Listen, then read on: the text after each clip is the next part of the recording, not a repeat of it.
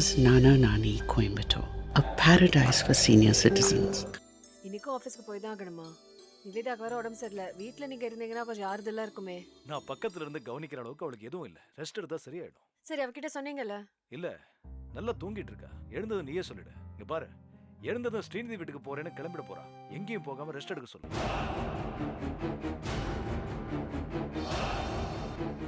நான் ஆபீஸ் போயிட்டு உனக்கு ஃபோன் பண்றேன். வரட்டா? பை ராஜா. Bye daddy.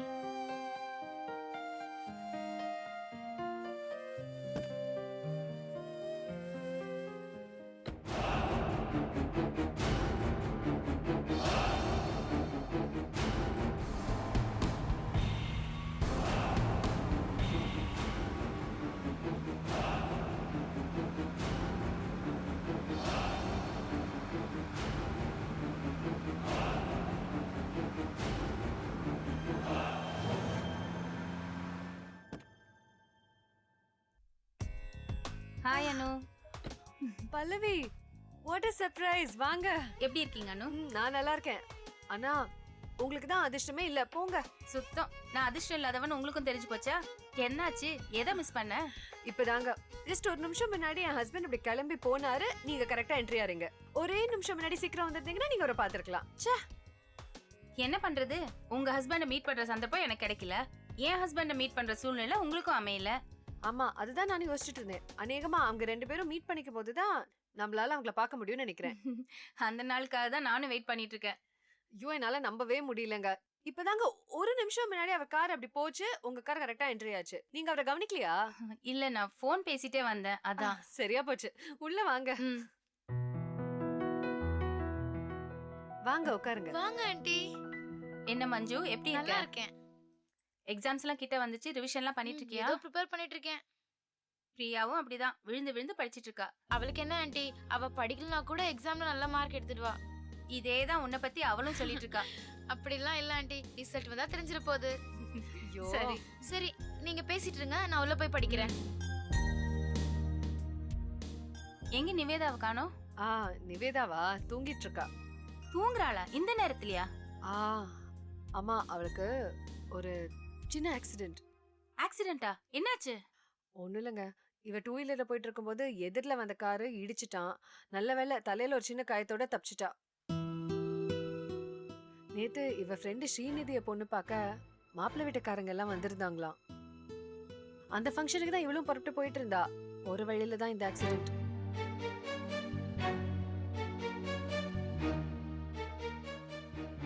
அம்மா, அந்த பொண்ணு பேர் என்ன சொன்னீங்க? அவ பேரு ஸ்ரீநிதி.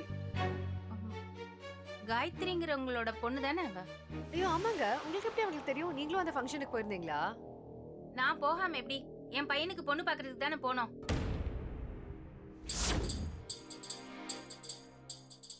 என்ன அனு? ஆ, இல்ல ஸ்ரீநிதிய பிடிக்கலன்னு சொல்லி மாப்பிள்ளை வீட்டுக்காரங்க கிளம்பி போயிட்டுதா கேள்விப்பட்டேனே. அதான். ஆமா, எனக்கு அவளை பிடிக்கல. பல்லவி, என்ன சொல்றீங்க? ஸ்ரீநிதிய பிடிக்கலையா? அவளுக்கு என்ன குறைச்சல்? அழகு இருக்கு, படிப்பு இருக்கு. அது மட்டும் இல்ல, அவங்க குடும்பம் ரொம்ப கௌரவமான குடும்பம். எல்லாம் சரி, ஆனா கேரக்டர் சரியில்லையே. என்ன கேரக்டர் சரியில்லையா? அதுவும் ஸ்ரீநிதிக்கு?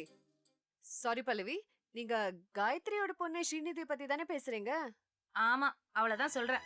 எதை வச்சு நீங்க இப்ப ஸ்ரீநிதியோட கேரக்டர் சரியில்லைன்னு சொல்றீங்க? எனக்கு புரியல. 2-3 தடவை அவளை மீட் பண்ணிருக்கேன். அப்ப அவ நடந்துக்கிட்ட முறைய நான் கவனிச்சேன். அதை வச்சுதான் நான் இந்த முடிவு எடுத்தேன். ரொம்ப தப்பு பல்லவி. ஒருத்தர்கிட்ட நெருங்கி பழகாம அவங்கள பத்தி அப்படி தப்பா எடை போடக்கூடாது. எனக்கு ஸ்ரீநிதியா நல்லா தெரியும். அவளோட பழகி இருக்கேன். அவ நல்ல பொண்ணுன்னு நான் உறுதியா சொல்லுவேன். இல்ல அனு, எனக்கு ஒருத்தரை பார்த்து அவங்க நல்லவங்களா கெட்டவங்களான்னு என்னால எடை போட முடியும். என்னோட கணக்கு எப்பவுமே தப்புனது இல்ல. சரி, அப்படி இருந்தா எதுக்காக அவளை பொண்ணு பார்க்க போனீங்க? எல்லாம் என் ஹஸ்பண்டும் கார்த்திக்கும் செஞ்ச டிராமா. கார்த்திக் அவளை லவ் பண்றான். அந்த விஷயம் எனக்கு தெரிஞ்சு போச்சு. நான் அவனை பிடிச்சு கண்டிச்சேன். அதனால அந்த பொண்ணு யாருன்னு தெரிஞ்சுக்கிட்டா நான் வரமாட்டேன்னு நினைச்சுக்கிட்டு என்கிட்ட சொல்லாமே கூட்டிட்டு போயிட்டாங்க. அப்போ உங்க ஹஸ்பண்டுக்கும் கார்த்திக்கும் அந்த பொண்ணை பிடிச்சதா தானே அர்த்தம்? ஆமா ஆமா, அவ வெளி வேஷம் நடிப்பு எல்லாம் பார்த்து நீங்க எப்படி ஏமாந்தீங்களோ அதே மாதிரிதான் அவங்களும் ஏமாந்துட்டாங்கன்னு சொல்லுவேன். ஐயோ ப்ளீஸ் பல்லவி, என் மனசே கேட்க மாட்டேங்குது. ஸ்ரீநிதி அப்படிப்பட்ட பொண்ணு இல்ல. அவ ரொம்ப நல்ல பொண்ணு.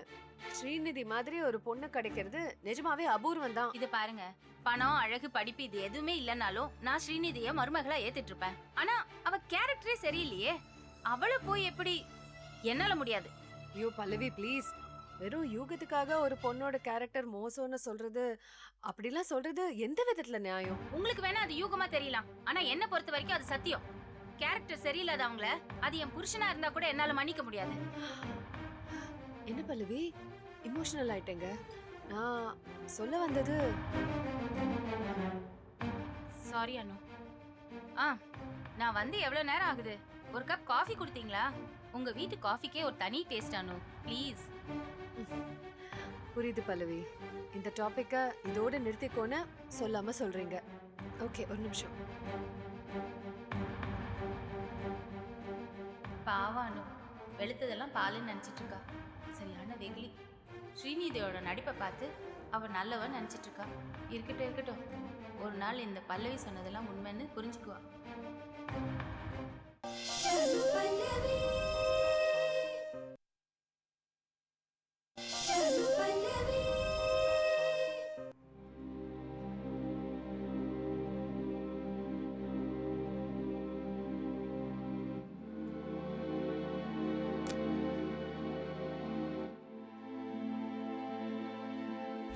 அப்பா, புள்ளைய பெத்தவங்க ஏன் இப்படி இருக்காங்க?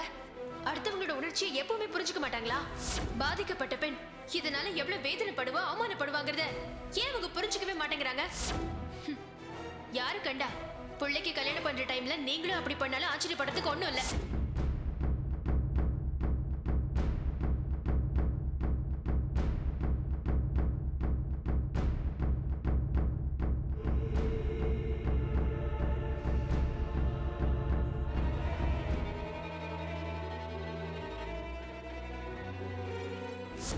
போதும்டா போதும்.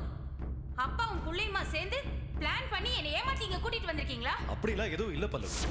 நீங்க யார் என்ன சமாதானம் சொன்னாலும் என்னால சம்மதிக்க முடியாதுங்க. இவ என்னோட மருமகளா இந்த ஜென்மத்துல இல்ல, எத்தனை ஜென்மம் எடுத்தாலும் என்னால ஏத்துக்க முடியாது. தயவு செஞ்சு என்ன தண்டிச்சிடாதீங்க.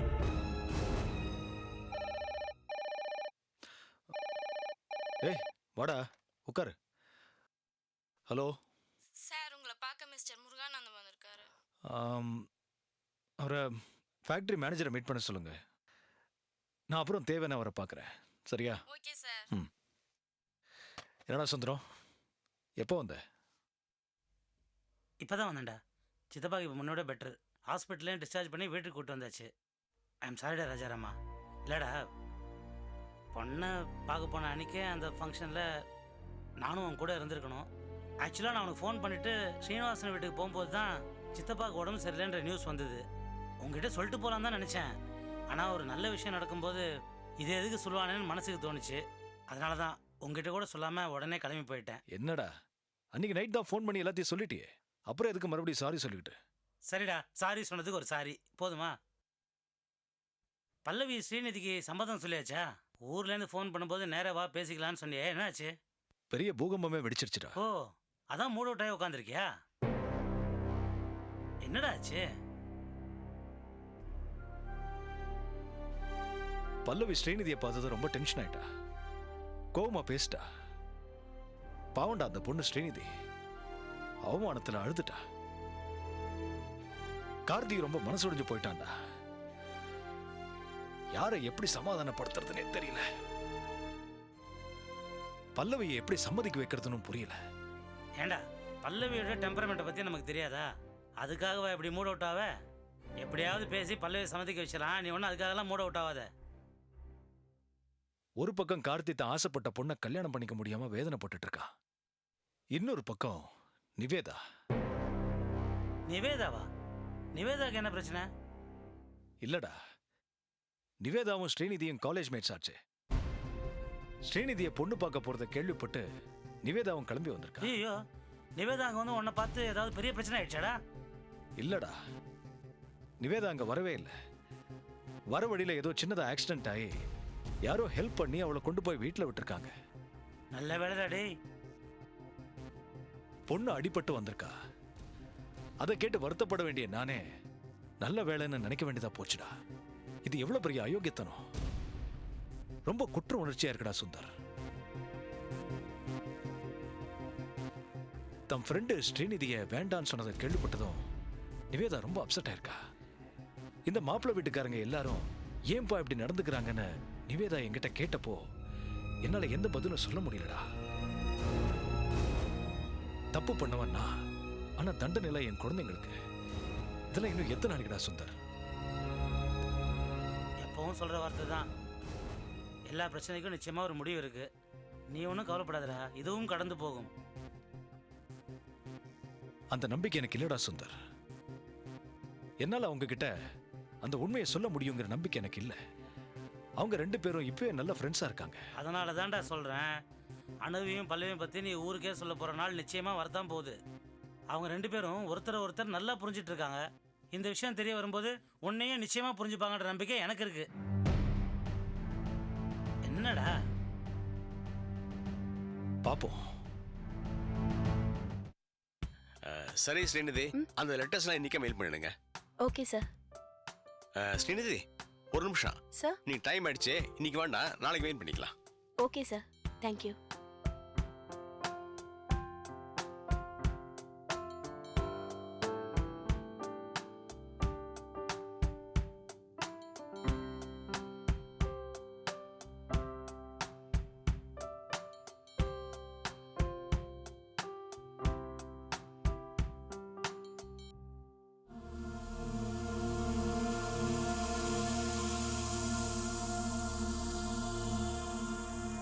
ஸ்ரீநிதி, என்ன தேடுற? இதுவா? ஏய், ஏன் மொபைல நீ எதுக்கு எடுத்த? நான் உன் போனை திருட்டுத்தனமாலாம் ஒன்னும் எடுக்கல. உன் ஹஸ்பண்ட் கார்த்தி இருக்காரு, கார்த்தி, அவர் ரொம்ப நேரமா போன் பண்ணிட்டு இருந்தாரு, அதான் எடுத்தேன். ஆமா, உன் ஹஸ்பண்ட் போன்ல என்ன சொன்னாருன்னு கேட்க மாட்டியா? நீ கேட்கலன்னா என்ன, நானே சொல்றேன். நம்ம மேரேஜ் கண்டிப்பா நடக்கும்னு சொன்னாரு. நடந்ததுக்கு 1000 வாட்டி மன்னிப்பு கேட்டாரு. இதையெல்லாம் நான் எம்டி கிட்ட சொன்னா என்ன ஆகும்னு தெரியுமா? போய் சொல்லு. அன்னைக்கு மாதிரி மறுபடியும் உன் மூக்கு தான் உடையும். நான் இந்த வாட்டி அவசரப்பட மாட்டேன், நிதானமா இருப்பேன். இன்னொரு வாட்டி தப்பு பண்ணுவேல்ல, எவிடன்ஸோட மாட்டுவ. அப்போ உன் கல்யாணத்துக்கு இங்கேயே கெட்டி மேல சத்தம் கேட்கும். வரட்டுமா?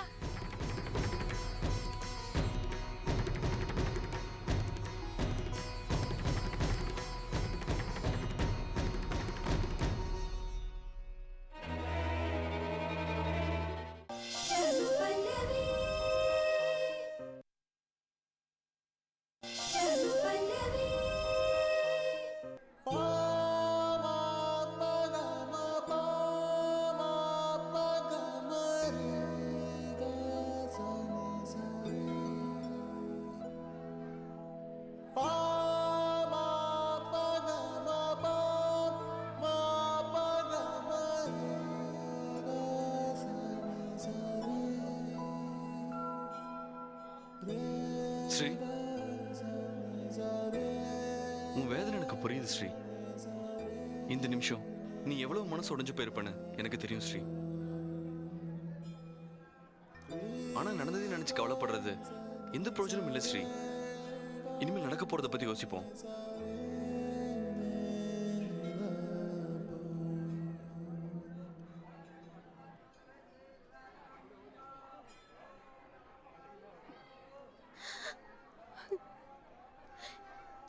இனிமே என்ன நடக்கணும்?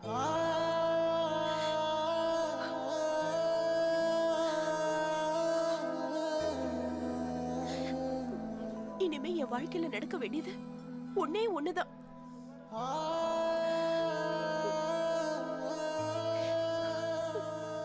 அது என் சாவுதான்.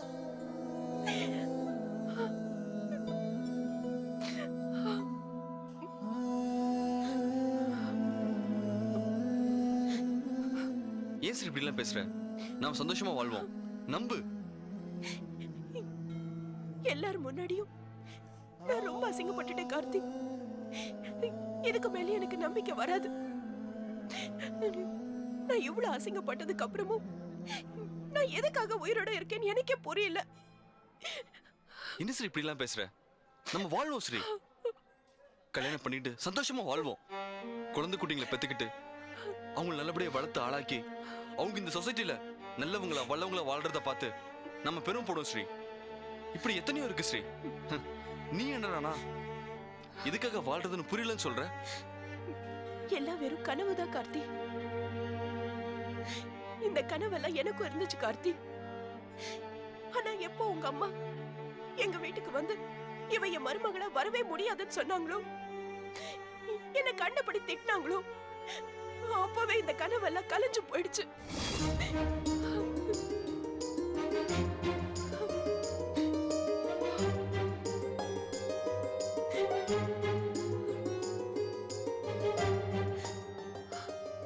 கனவுங்கிறது கலைஞ்சுதான் போகும் ஸ்ரீ. ஆனா நிஜம் என்னைக்குமே கிடையாது. நான் சொல்றது எல்லாமே நம்ம வாழ்க்கையில் நடக்க போற நிஜம். கார்த்தி, எந்த தைரியத்துல நீங்க இப்படி பேசுறீங்கன்னு எனக்கு தெரியல. இப்ப சொல்லுங்க, உங்க அம்மாவை மீறி உங்களால என் கழுத்துல தாலி கட்ட முடியுமா? என்ன கார்த்தி, இப்ப மட்டும் எதுவும் சொல்ல மாட்டேங்கிறீங்க? உங்க அம்மா நம்ம மேரேஜுக்கு சம்மதிக்க போறதும் இல்ல, நம்ம கல்யாணம் நடக்க போறதும் இல்ல.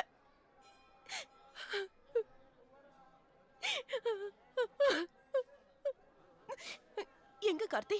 வா.